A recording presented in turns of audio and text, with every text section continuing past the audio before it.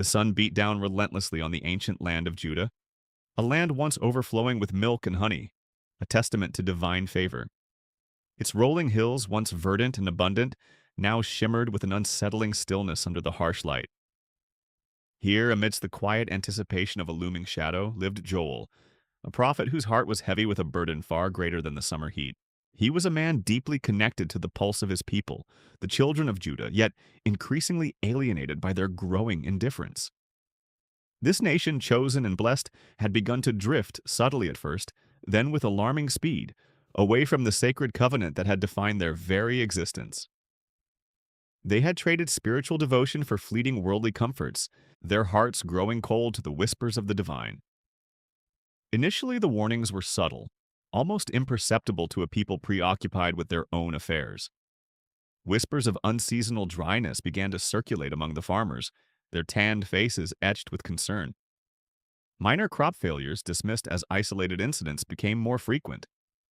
The olive groves yielded less oil, the vineyards fewer grapes. Yet the people of Judah, steeped in their newfound prosperity, barely noticed. Their temples still stood, their rituals were performed, but the true spirit of devotion had withered, replaced by a hollow mimicry. Joel watched, his soul aching, as the chasm between God and his people widened with every passing season. He wrestled with an internal conflict, torn between his profound love for Judah and the terrifying weight of the divine judgment he sensed approaching. How could he make them see what they refused to acknowledge? Then the vision came, vivid and terrifying, searing itself into Joel's mind.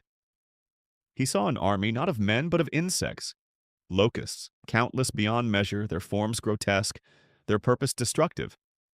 They swarmed, a living darkness descending upon the earth, consuming everything in their path. It was a plague unlike any ever witnessed, a force of nature so absolute it could only be divine. With this horrifying revelation, Joel emerged, his voice ringing with urgency, publicly pronouncing the impending doom.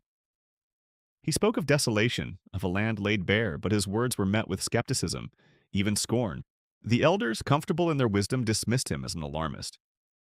The merchants, counting their profits, saw no threat. A growing division fractured Judah. A few, sensing the truth in Joel's desperate pleas, began to heed his warnings. But the vast majority scoffed, their complacency a thick shroud over their eyes. And then they arrived. A distant hum grew into a deafening roar, a sound that chilled the very bones of those who heard it. On the horizon, a dark cloud, unlike any storm cloud, swelled and advanced.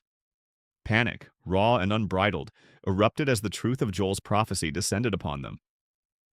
The first wave of locusts, a horrifying vanguard, blotted out the sun. They descended not in scattered groups, but in an unstoppable tide, a living carpet that devoured every green thing in its path. Fields that had been lush moments before became barren earth.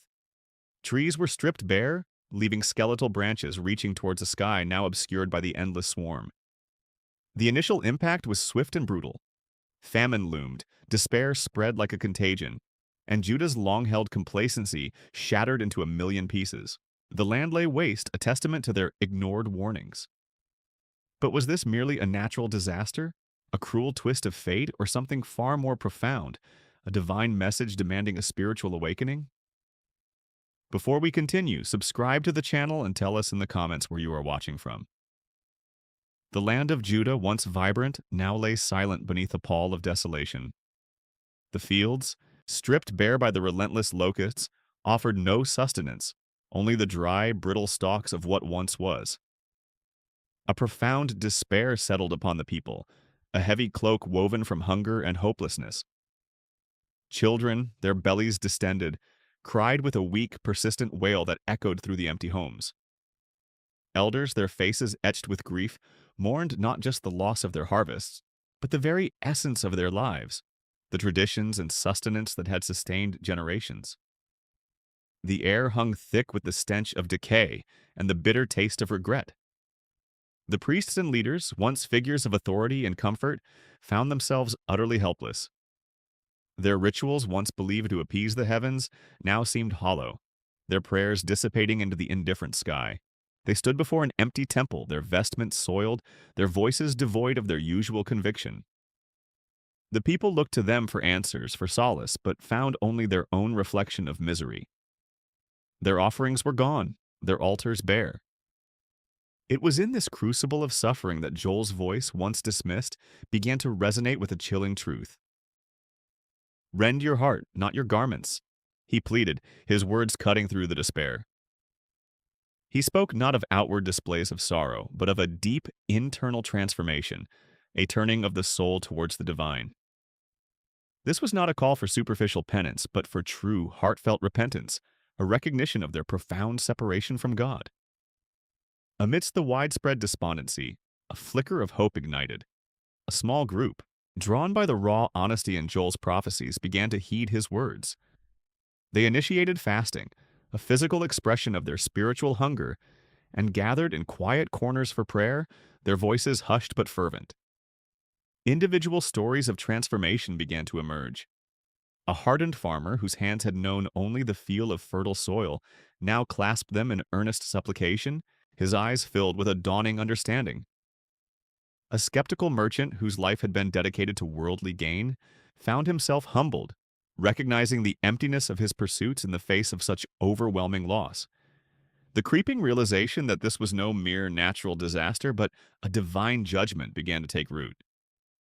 It was a painful awakening, but one that cleared the spiritual fog that had long obscured their vision. As the seeds of repentance began to sprout, Joel received another vision, one infused with divine mercy and boundless compassion. It was a promise of restoration, a beacon of light piercing through the oppressive darkness. The Lord, he proclaimed, had seen their suffering, heard their cries. "I will restore to you the years that the swarming locust has eaten," Joel declared, his voice ringing with renewed authority.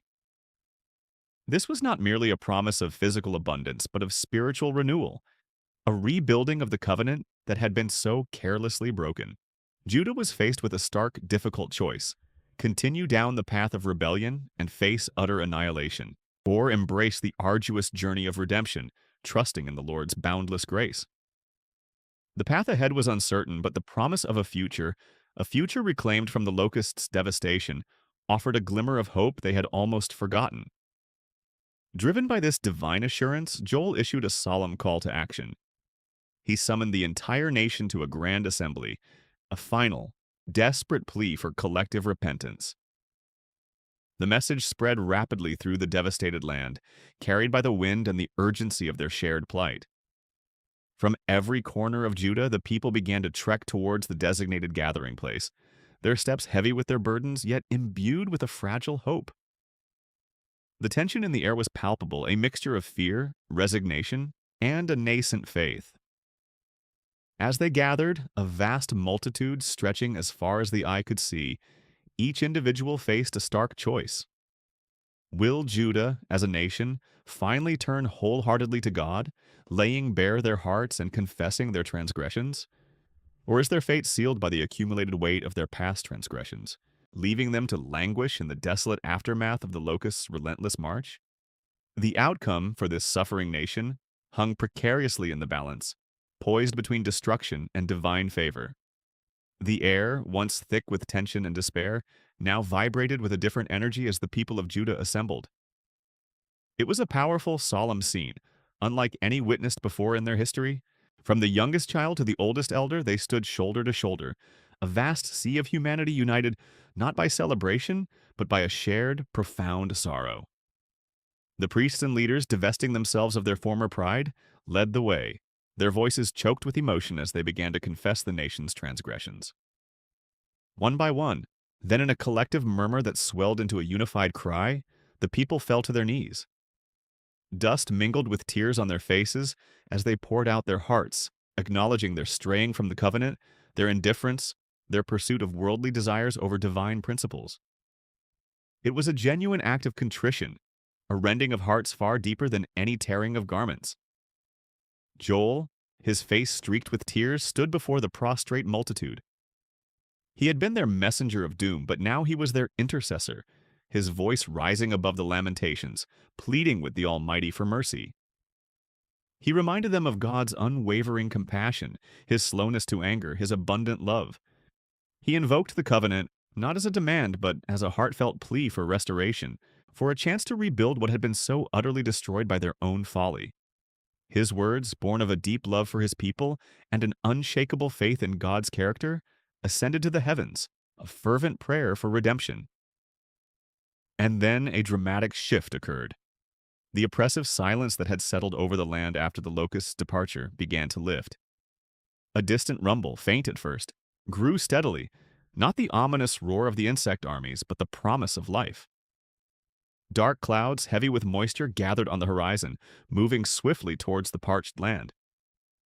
A collective gasp rippled through the assembled people as the first drops of rain, cool and cleansing, kissed their upturned faces.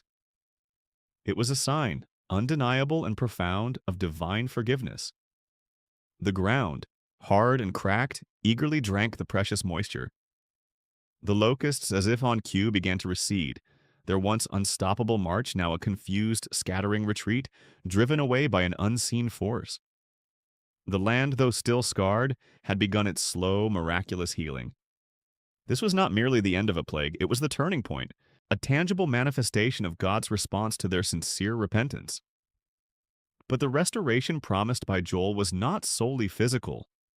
Intertwined with the promise of renewed harvests and flowing streams was a prophecy of even greater significance: the outpouring of the Spirit. Joel spoke of a future where sons and daughters would prophesy, old men would dream dreams, and young men would see visions. It was a vision of spiritual renewal, of an intimate relationship with God made accessible to all, not just a select few. This promise, whispered among the people, ignited a new kind of hope, a hope for a deeper, more profound connection with their Creator. In the ensuing months, the land of Judah began to flourish once more. The fields, miraculously, yielded bountiful harvests, far exceeding even their most optimistic expectations. The wells, long dry, overflowed with fresh water. The trees, stripped bare, sprouted new leaves, their branches heavy with fruit.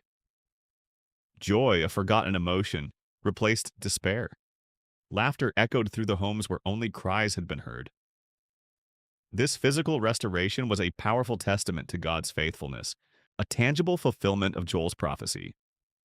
More importantly, a spiritual revival swept through the people. They had learned a bitter, invaluable lesson. Their understanding of God's love and justice deepened immeasurably. They no longer took their blessings for granted, nor did they dismiss the warnings of his prophets. Judah, humbled and transformed by the crucible of judgment and the grace of repentance, emerged stronger, more faithful, and more devoted to their covenant with God.